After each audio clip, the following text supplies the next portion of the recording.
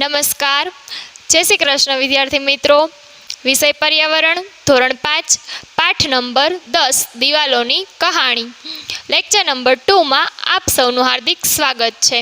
મિત્રો, lecture number 1માં એટલે કે લાસ્ટ લેક્ચરમાં આપણે પાઠની સમજૂતી મેળવેલી, જેમાં આપણો પાઠ છે હજુ અધૂરો છે. તો આપણે લેક્ચર નંબર 1માં પાઠમાં શું સમજ્યા હતા તેની થોડી ચર્ચા પહેલાં કરી લઈએ. તો આપણે પાઠમાં સૌથી પહેલાં થોડા જનરલ નોલેજના ક્વેશ્ચન લીધેલા હતા કે જેના દ્વારા આપણું જનરલ નોલેજ છે થોડું તાજું થાય. ત્યાર પછી આપણે લીધું હતું જૂનાગઢના ઉપરકોટ કિલ્લાની વાત કરી હતી કે એની રચના છે ખૂબ અદ્ભુત છે.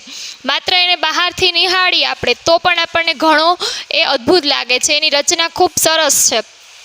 ત્યાર પછી એ જે ત્યાં ગયા હોય છે, જીજ્ઞા, પરિમલ અને યશપાલ, આ બધા ત્યાં જાય છે. ઝીલ, તો આ બધા ત્યાં ગયા હોય છે તો એમને એ જે રચના છે એ ધીમે ધીમે આખો કિલ્લો છે એ જોવે છે. અને એ જોયા પછી એ ત્યાંની જે રચના છે એનું અમુક વર્ણન પણ કરતા જાય છે. તો એ કિલ્લો છે ખૂબ વિશાળ છે, એની દિવાલો છે એ ખૂબ ઊંચી પહોળી છે અને કિલ્લામાં વચ્ચે વચ્ચે જે દિવાલો હોય છે એમાં ગઢ હોય છે. તો ગઢ એટલે શું એ પણ આપણે સમજ્યા હતા. ગઢ એટલે શું થાય તો કે કિલ્લાની વચ્ચે જે દિવાલો હોય છે કિલ્લાની બધી, એ દિવાલોમાં જે અમુક દિવાલો છે એ બહારની સાઈડ ગોળાકાર હોય અને બહારની સાઈડ થોડીક નીકળતી હોય તો એને શું કહેવામાં આવે? ગઢ કહેવાય છે. અને એ ગઢ છે એમાં કાણા પણ હોય છે કે જ્યાં છુપાય અને સૈનિકો બહારથી કોઈ પણ બીજા રાજા કે એના સૈનિકો આવે અને એના ઉપર હુમલો કરે તો એને જોઈ શકે અને પોતાના કિલ્લાને બચાવી શકે. ત્યાર પછી આપણે જોયું હતું કે કિલ્લાનું નિર્માણ છે ક્યારે થયેલું. તો કિલ્લાનું નિર્માણ છે એ ચંદ્રગુપ્ત મૌર્યના સમયમાં થયેલું હતું, એટલે કે વર્ષો પહેલાં આ કિલ્લાનું નિર્માણ થયેલું છે. અને એ કિલ્લાનું નિર્માણ છે ઈસવીસન પૂર્વે 319માં થયું હતું. જે આપણે જોયું હતું કે ઈસવીસન પૂર્વે એટલે શું તો કે ઈસુના જન્મ પહેલાં હોય એને શું કહેવાય? ઈસવીસન પૂર્વે. તો ઈસવીસન પૂર્વે 319માં આ કિલ્લાનું નિર્માણ થયેલું છે. ત્યાર પછી લાંબો સમય સુધી એનું કામ છે એ બંધ રહે છે, એ સ્ટોપ થઈ જાય છે. અને ફરી પાછું ઈસવીસન 976માં એ કિલ્લો છે એનું જે અધૂરું કામ છે એ પૂર્ણ થાય છે, એને ફરીથી એ કામ કરવામાં આવે છે. અને એ જે બધી દિવાલો હોય છે એની કોતરણી છે એનું ખૂબ જ સરસ ઝીણવટપૂર્વક એ બધી કોતરણી ત્યાં કરવામાં આવી છે. અને કિલ્લાની રચના પણ ખૂબ જ સુંદર છે. તો એ બધા જે ત્યાં જોવા માટે જાય છે તો એ લોકોને એની રચના છે ખૂબ ગમે છે અને વિચારે છે કે આ કિલ્લાની રચના આટલી સરસ છે તો એ રાજા મહારાજાના વિચારો છે એ ખૂબ જ ઊંચા છે કે એ લોકો છે આ ઇજનેરની બાબતમાં પણ આટલું સરસ વિચારી શકતા હતા. અને અત્યારે આપણે જોઈએ આપણું કોઈ મકાન આપણે બનાવવું હોય તો અત્યારે આપણે મકાનોનો નકશો બનાવે, એન્જિનિયર પાસે નકશો બનાવડાવીએ છીએ તો પણ આપણા ઘરમાં ક્યાંક ક્યાંક અમુક વર્ષ થાય એટલે પાણી પડવા માંડે છે, તિરાડો પડી જાય છે, આવી ખામી રહી જાય છે.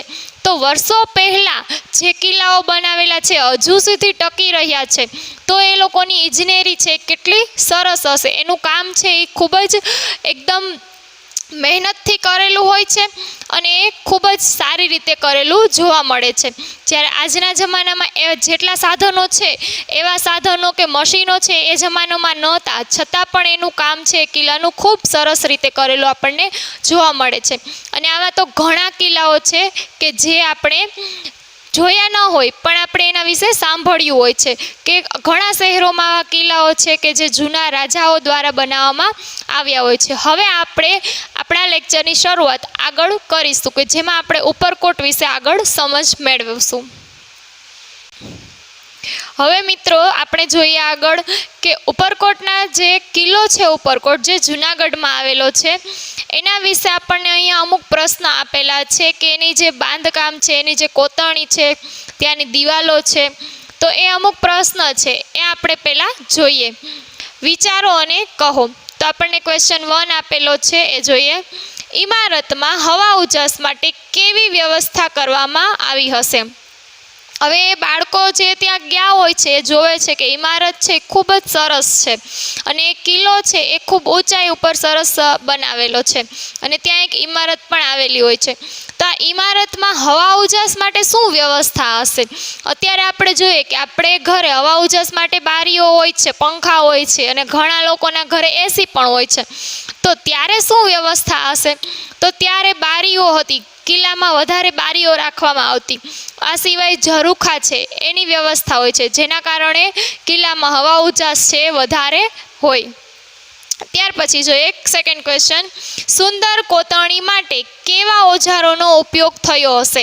હવે સુંદર એવી ઝીણી ઝીણી, આપણે ઘણા મંદિરોમાં એમાં જતા હોય તો એ આપણને ખબર હોય કે જે એની દિવાલો હોય છે એમાં સુંદર ઝીણી એકદમ બારીકાઈથી કોતરણી કરવામાં આવી હોય છે. એ કોતરણી છે એ શેના વડે કરવામાં આવી હશે? એમાં કયા સાધનનો ઉપયોગ કરવામાં આવ્યો હોય? તો કે હથોડા અને હથોડી છે, હથોડો છે. એના સિવાય ટાંકણા, કે એને ઝીણી ઝીણી કોતરણી માટે એને ટાંકી અને એને બનાવવામાં આવે છે, કોતરણીની ડિઝાઇનો છે એ કરવામાં આવે છે. તો આવા સાધનોનો ત્યારે ઉપયોગ થયો હોય. અત્યારે તો એવી મશીનરી આવી ગઈ હોય કે જેના કારણે આપણે સહેલાઈથી કામ કરી શકીએ. ત્યાર પછી જોઈએ ક્વેશ્ચન, આપણા ઘરે એક અઠવાડિયા માટે વીજળી ન હોય તો શું થાય? હવે માની લ્યો કે આપણા ઘરે એક અઠવાડિયા માટે વીજળી નથી તો આપણું શું થાય? તો આપણને ખૂબ જ મુશ્કેલી પડે છે કે આપણે પંખા વગર, લાઇટ વગર ચાલતું નથી અને આપણા ઘરે ઘણા બધા એવા સાધનો હોય છે કે જે ઇલેક્ટ્રિકથી ચાલે છે, ઇલેક્ટ્રિક છે, વીજળીથી ચાલે છે. તો એ બધા સાધનો છે એ પણ બંધ થઈ જાય છે. વોશિંગ મશીન છે, એના સિવાયની બીજી ઘણી બધી વસ્તુઓ છે. તો આ બધું શું થાય છે? બંધ થઈ જાય છે. તો એના લીધે આપણને ઘણી મુશ્કેલીઓ પણ પડે છે. તેના વગર કયા કયા કામ કરવામાં મુશ્કેલી પડે છે? હવે આપણા ઘરે જે કાંઈ પણ વીજળીથી ચાલતા સાધનો છે એ જો વીજળી ન હોય તો એ સાધનો ન ચાલે અને સાધનો નહીં ચાલે એટલે આપણને ખૂબ જ મુશ્કેલી પડશે. અને અત્યારે આપણે જોઈએ છીએ કે મોટા ભાગના ઉદ્યોગો છે એ વીજળીથી ચાલે છે, તો એ ઉદ્યોગો પણ બંધ થઈ જશે. આપણા ઘરમાં જેટલી ઇલેક્ટ્રિક વસ્તુઓ છે જે વીજળીથી ચાલે છે એ પણ બધી બંધ થઈ જશે અને જનજીવન છે આખું અસ્તવ્યસ્ત થઈ જાય છે. આપણા ઘરે માત્ર આપણે 2-3 કલાક લાઇટ જાય છે તો પણ આપણું ઘણું કામ છે એ અટકી પડે છે. તો પહેલાંના જમાનામાં તો વીજળી હતી જ નહીં, તો ત્યારે લોકો એના વગર પણ ઘણું કામ છે એ કરી શકતા હતા. કારણ કે ત્યારે શું હતું કે વીજળીથી ચાલતા સાધનો છે એ ઓછા ઉપયોગમાં આવતા હતા જ નહીં, બધા કામ છે હાથેથી જ કરવામાં આવતા હતા. જ્યારે અત્યારે મોટાભાગના સાધનો છે કેવા છે? તો કે વીજળીથી જ ચાલે છે, એટલે આપણે વીજળી વગર ચાલતું નથી. હવે આપણે જોઈએ મિત્રો કે આપણે જ્યારે કોઈ પણ, તમે પ્રદ્યુમન પાર્ક ગયા હોય તો તમને ખબર હશે કે તમે એન્ટર થાવ છો ત્યાં એટલે તમને આખા પ્રદ્યુમન પાર્કનો એક નકશો આપેલો હોય છે. તો એવી જ રીતે આપણે ઉપરકોટનો નકશો છે એ સમજવાનો છે, જે તમને અહીંયા સરસ રીતે એનું ચિત્ર આખું આપેલું છે. અને અમુક ચિત્ર છે એ તમને આપેલા પણ છે કે આ રીતેનું જે નકશો છે એ પ્રમાણે એના ક્રમ આપેલા છે કે આ પહેલો ક્રમ છે તો એ પહેલો ક્રમ જ્યાં નકશામાં આપેલો હોય ત્યાં આ ચિત્ર અથવા તો આ જગ્યા છે એ એનું નામ છે. તો આપણે નકશાને સમજીએ. હવે તમને નકશામાં 1 થી 14 અલગ અલગ ક્રમ આપેલા છે અને કયા રસ્તેથી ક્યાં જવું એ પણ તમને બતાવવામાં આવ્યું છે. હવે તમે જોઈ શકો છો કે નકશો છે એમાં સૌથી પહેલું શું આપેલું છે? પહેલા ક્રમ ઉપર શું છે? તો કે મુખ્ય પ્રવેશ દ્વાર. હવે તમે કિલ્લામાં પ્રવેશ કરો એટલે એનું જે મેઇન પ્રવેશ દ્વાર હોય એ 1 નંબર ઉપર છે. ત્યાર પછી બીજા ક્રમ ઉપર છે લશ્કરી વાવ. દરવાજાની પાછળ જ જો કોઈ પણ અન્ય રાજા કે એનું લશ્કર છે આવે અને કિલ્લાની દિવાલ ઠેકીને આવે તો ત્યાં નીચે વાવ રાખવામાં આવેલી હોય કિલ્લાની દિવાલની પાછળ, દરવાજાની પાછળ. તો શું થાય કે એ વાવમાં જે મોટા મોટા જંતુઓ હોય છે, એટલે કે જે પ્રાણીઓ હોય છે, મગર ને એવા, એ વાવમાં રાખવામાં આવે, જેથી કરીને કોઈ પણ અન્ય સૈનિકો આવે બીજા રાજાના તો એ વાવમાં પડી જાય અને એ ત્યાં જ મૃત્યુ પામે, અંદર પ્રવેશી શકે નહીં. એના માટે છે લશ્કરી વાવ. ત્યાર પછી ત્રીજા ક્રમે નકશામાં શું આપેલું છે? તો કે નીલમ માણેક તોપ. તો આ તોપ છે ત્યારના રાજાઓ છે એ પોતાના યુદ્ધમાં ઉપયોગ કરતા, જે હજી પણ આપણને એ તોપ છે ત્યાં ઉપરકોટમાં જોવા મળે છે. ત્રીજા ક્રમ ઉપર નકશામાં આપેલી છે. ત્યાર પછી આગળ જઈએ એટલે ચોથા ક્રમ ઉપર છે જામા મસ્જિદ અને રાણક દેવી મહેલ. આ બંને ત્યાં બાજુમાં જ છે કે રાણક દેવીનો મહેલ છે અને એક જામા મસ્જિદ છે જે મસ્જિદનું નામ છે. હવે ત્યાંથી આગળ વધીએ એટલે આવે છે બૌદ્ધ ગુફા. જે બૌદ્ધ ગુફા છે ત્યાં બૌદ્ધ સાધુઓ છે રહેતા હતા એટલે બૌદ્ધ ગુફા તરીકે ઓળખાય છે. ત્યાંથી આગળ જતા છઠ્ઠા ક્રમ ઉપર શું આવે છે તો કે અડીકડી વાવ. હવે એ વાવ કેવી છે તો કે એ વાવ પણ આપણને અત્યારે ત્યાં જોવા મળે જ છે કે નીચે પગથિયા ઉતરી અને તમારે જવાનું હોય છે અને એમાં હજી પણ ત્યાં પાણી છે. આ વાવ આપણે બધાએ જે ત્યાં ઉપરકોટ ગયા હશે એમણે જોયેલી હશે. ત્યાર પછી 7મા નંબર ઉપર શું છે તો કે ખોડિયાર માતા મંદિર. તો ત્યાં એક માતાજીનું મંદિર પણ આવેલું છે જેનું ખોડિયાર માતાજીનું મંદિર છે જે 7મા ક્રમ ઉપર છે. અત્યારે કદાચ આપણને ત્યાં જોવા નથી મળતું. ત્યાર પછી 8મા ક્રમ ઉપર છે થિયેટર. તો ત્યારે થિયેટરની પણ વ્યવસ્થા હતી. ત્યાર પછી આગળ જતા નકશામાં શું આવે છે તો નવઘણ કૂવો. 9મા ક્રમ ઉપર છે નવઘણ કૂવો, જે નવઘણ રાજાએ બનાવેલો હતો એટલે એમનું નામ છે નવઘણ કૂવો. જે કૂવાનું પાણી છે એ બધા રાજાઓ અને એની ત્યાં જે રહેતા લોકો હતા, પ્રજા હતી, એ પણ એનો ઉપયોગ કરતા હતા. ત્યાર પછી છે 10મા ક્રમ ઉપર આગળ જતા અનાજનો કોઠાર. અનાજનો કોઠાર છે ત્યાં આ રાજા મહારાજાઓના જે મહેલ હતા એમાં એ અનાજના કોઠાર બનાવવામાં આવતા અને અનાજનો એમાં સંગ્રહ કરવામાં આવતો અને અનાજ છે ત્યાં સંગ્રહ થતું એટલે અનાજના કોઠારો એ પણ આપણને હજુ ત્યાં જોવા મળે છે. ત્યાર પછી આગળ જતા આવે છે 11મા ક્રમ ઉપર દરગાહ.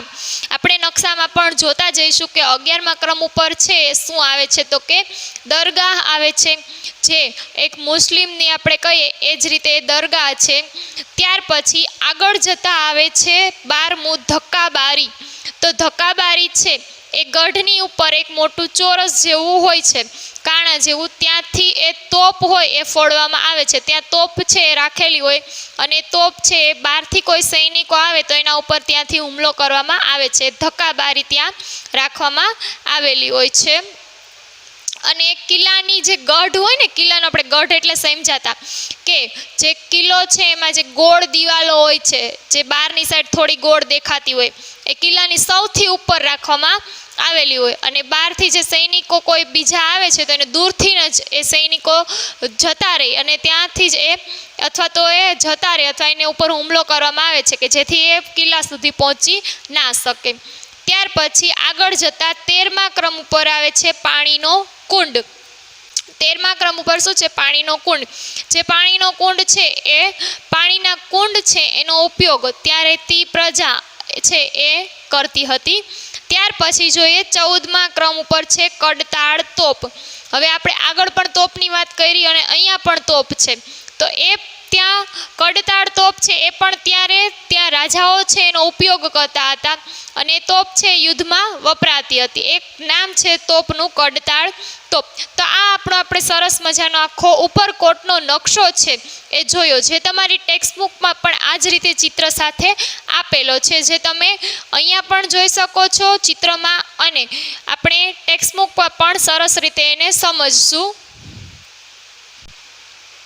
હવે એ જે ત્યાં ઉપરકોટમાં ગયા હતા તો એ નકશો જોવે છે. ત્યાર પછી હવે એ વાતો કરતાં કરતાં ઉપરકોટના કિલ્લામાં આગળ વધે છે. કોણ? તો કે યશપાલ, ઝીલ, એમની સાથે એમની દીદી હોય છે એ અને જીજ્ઞા, એ ચારેય વાતો કરતાં કરતાં આગળ વધે છે.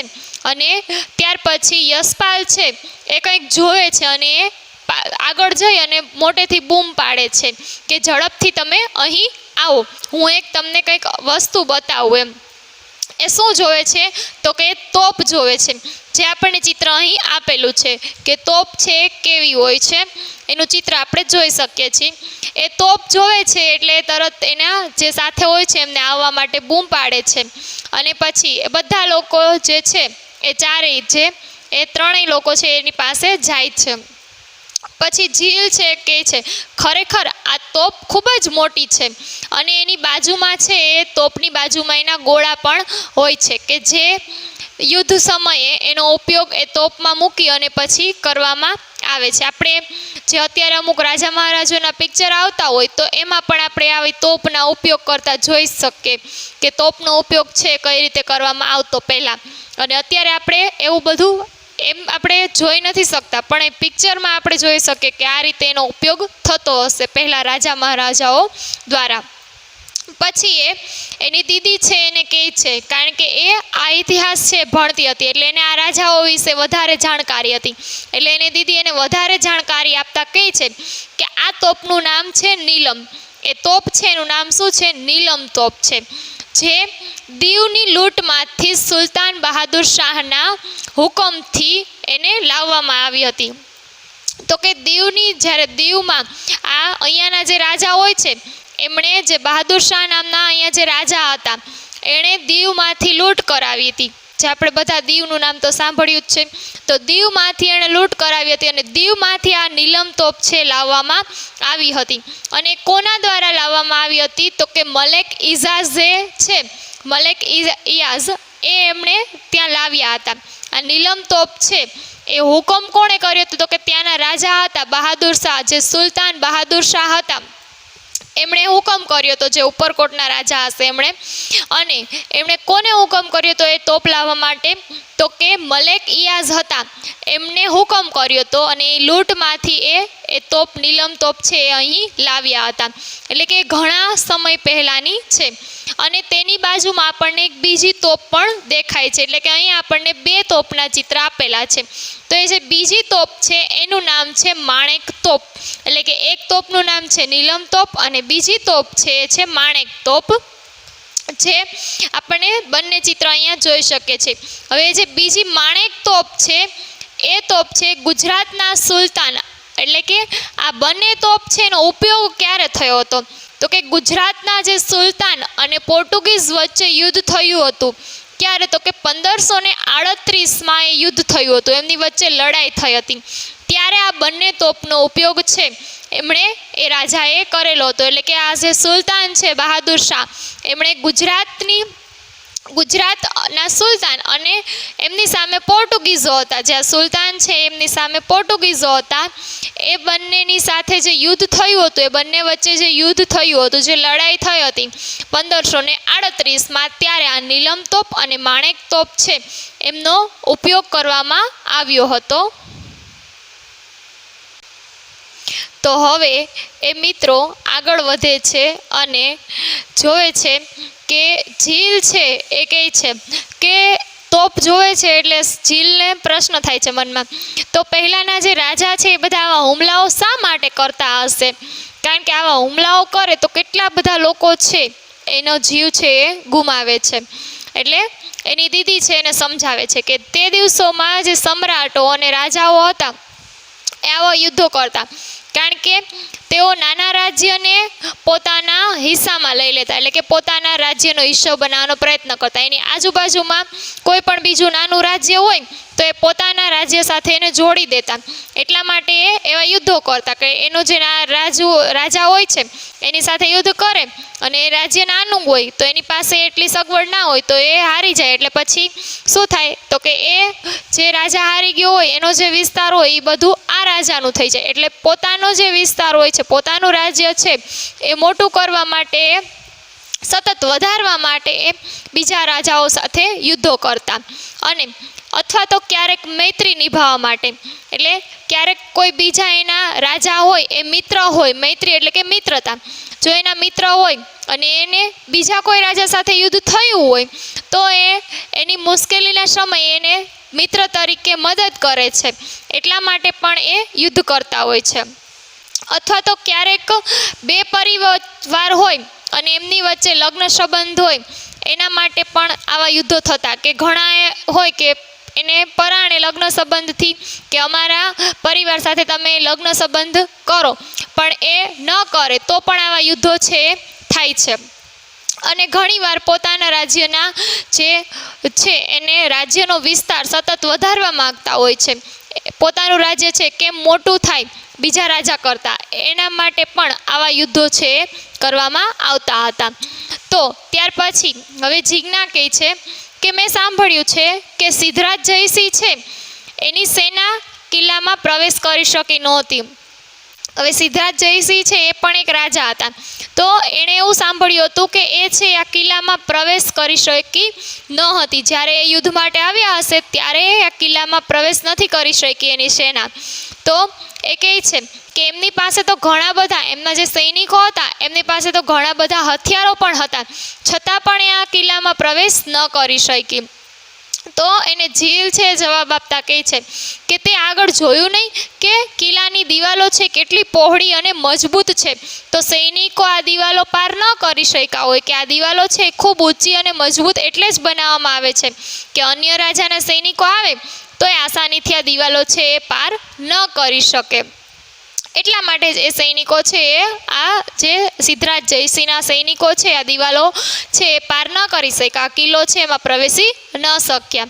ત્યાર પછી યશપાલ કહે છે કે જો ત્યાર પછી જીલ છે એ એમ પણ કહે છે કે એ સૈનિકો કદાચ ને અંદર પ્રવેશી ગયા હોય તો આગળ જે લશ્કરી વાવ જે ખીણ હોય છે એમાં એ પડી જાય અને એમાં મોટા જે પ્રાણીઓ છે રાખવામાં આવતા, જે અંદર જે પ્રાણીઓ છે પાણીના જે રહે છે જે એવા પ્રાણીઓ જંગલી પ્રાણીઓ છે કે જે રાખે પાણીમાં, એટલે શું થાય તો કે જે સૈનિકો છે એ સીધા એ ખીણમાં પડી જાય, એટલે કે એ વાવમાં પડી જાય જે પાણી ભરેલું હોય છે અને મગર ને એ બધા હોય છે એમાંથી એને ખાઈ જાય.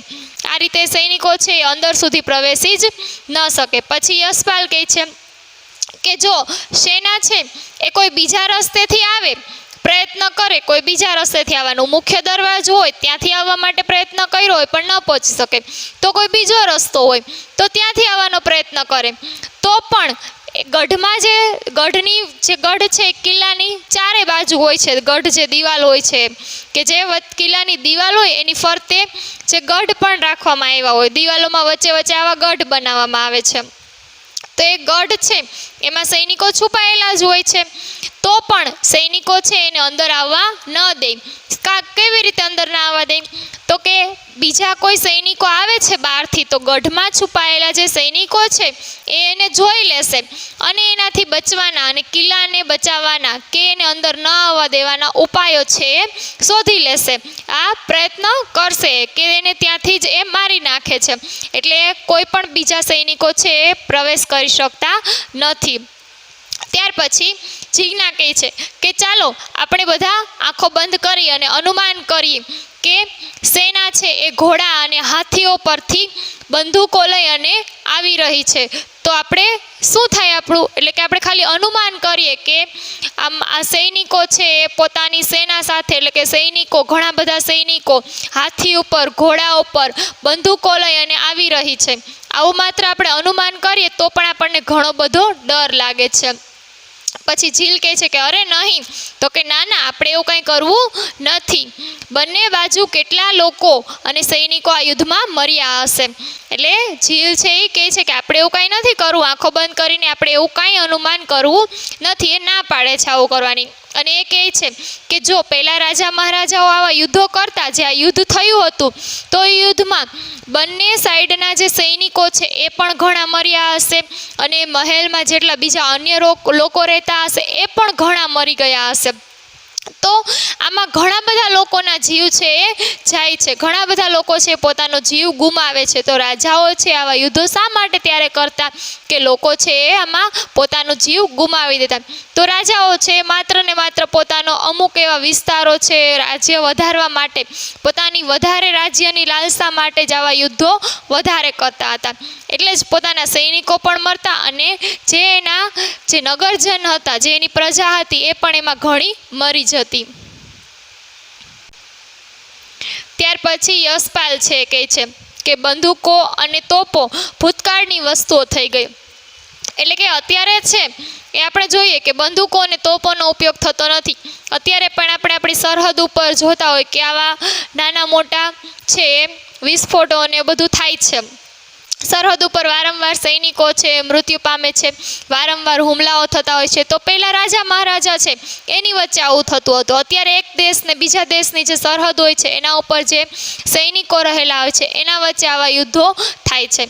તો જે યશપાલ છે એ કહે છે કે બંદૂકો અને તોપો છે એ તો હવે ભૂતકાળ થઈ ગયું છે, એટલે કે જે જતું રહ્યું છે, હવે એનો ઉપયોગ થતો નથી. અત્યારના દિવસોમાં તો ટેકનોલોજી છે એ વધી રહી છે. આપણને ખબર છે કે દેશ જેમ જેમ વિકાસ પામે છે એમ એમાં ટેકનોલોજીનો પણ વધારે ને વધારે ઉપયોગ થતો જાય છે. પહેલાંના જમાનામાં આપણે જોઈએ તો કેટલી ટેકનોલોજી છે એ નહોતી, અને અત્યારે ઘણી બધી ટેકનોલોજી છે એ વિકાસ પામી ગઈ છે.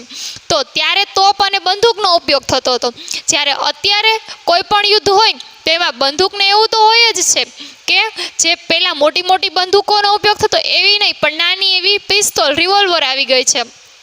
અને એના સિવાય શું આવે છે તો કે મોટા મોટા પરમાણુ બોમ્બ છે. એ પરમાણુ બોમ્બ છે, અણુ બોમ્બ છે, એનો ઉપયોગ કરવામાં આવે છે. માત્ર એક જ બોમ્બ ફેંકે કોઈ પણ દેશ ઉપર કે કોઈ પણ જગ્યા ઉપર જો એ બોમ્બ ફેંકવામાં આવે તો એના જેટલા તિખારા જે જે જગ્યા ઉપર પડે એ બધી જ જગ્યા છે ત્યાંથી પાછો વિસ્ફોટ થાય, અને એ વિસ્ફોટ થાય એટલે એ તિખારો છે એ બીજે ઉડે, એટલે એ જે જગ્યા છે ત્યાં પાછો વિસ્ફોટ થાય. એટલે જેટલી જગ્યાએ આ તિખારા ઉડે છે, વિસ્ફોટ થાય એના, એ બધી જ જગ્યાઓ પર વારંવાર વિસ્ફોટ થયા કરે છે. જ્યાં સુધી એ તિખારો છે એ બુઝાઈ ના જાય, જ્યાં સુધી એ તિખારો ઠરી નહીં જાય ત્યાં સુધી વિસ્ફોટ છે એ થયા કરે છે. એટલે કે આ નવી નવી ટેકનોલોજી છે એના લીધે આપણને ઘણા ફાયદા પણ થાય છે અને ઘણીવાર આપણને ગેરફાયદા પણ થાય છે. કારણ કે આવા અણુબોમ્બ અને પરમાણુ બોમ્બ છે એના કારણે કેટલી પ્રજાઓ છે, કેટલા જે આપણા નાગરિકો છે, દેશના ઘણા બધા દેશના નાગરિકો છે એના મૃત્યુ થાય છે, ઘણાને ઈજા પણ થાય છે. તો એવી જ રીતે એક સરસ આપણે ઉદાહરણ લઈએ કે 1945ની વાત છે કે જ્યારે આપણો દેશ પણ આઝાદ નહોતો થયો. આપણો દેશ છે એ આપણને ખબર છે કે ક્યારે આઝાદ થયો, 1947માં. તો જ્યારે આપણો ભારત દેશ આઝાદ નહોતો થયો ત્યારની વાત છે. 1945માં 6 અને 9 ઓગસ્ટે 1945માં 6 અને 9 ઓગસ્ટે જે જાપાનના બે શહેરો છે, જાપાનના બે શહેરો હિરોશીમા અને નાગાસાકી, એ બે શહેરો ઉપર અમેરિકાએ અણુબોમ્બ કે પરમાણુ બોમ્બ છે એનાથી એ વિસ્ફોટ કર્યો હતો, એટલે કે એ ફેંકો હતો ત્યાં. તો એણે જાપાનના બે શહેરો ઉપર એ ફેંકો તો ત્યાંના જે લોકો છે કેટલા એની અસર છે કેવી થઈ હતી, તો કે ત્યાં કેટલા લોકો છે એ બે શહેરો છે ત્યાંના ઘણા લોકો છે મૃત્યુ પામ્યા અને ઘણા લોકો ઈજા થઈ, અને હજુ પણ એની અસર છે ત્યાં જોવા મળે છે. અત્યારે હાલના સમયમાં પણ આજે જાપાનના બે શહેરો છે હિરોશીમા અને નાગાસાકી, એની જમીનમાં હજુ પણ એ પરમાણુ બોમ્બ છે એની અસર જોવા મળે છે. ત્યાં જે બાળકો અત્યારે જન્મ લે છે એ બાળકો હજુ પણ ખોડ ખાપણવાળા અમુક બાળકો જન્મે છે, કારણ કે ત્યાંની જે જમીન છે એમાં હજુ પણ આ વિસ્ફોટ જે થયો હોય છે એના જે અમુક પ્રકારના જે અણુઓ હોય છે એ હજુ પણ ત્યાં જોવા મળે છે. એટલે એની અસર છે એ અત્યારે જે બાળકો જન્મે છે એમાં જોવા મળે છે.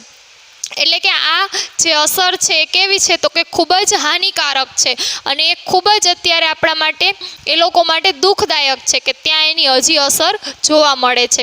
તો આ અણુબોમ્બ અને પરમાણુ બોમ્બ છે એ આપણું રક્ષણ તો કરી શકે છે, પણ ક્યારેક ઘણું મોટું નુકસાન પણ એના કારણે થાય છે.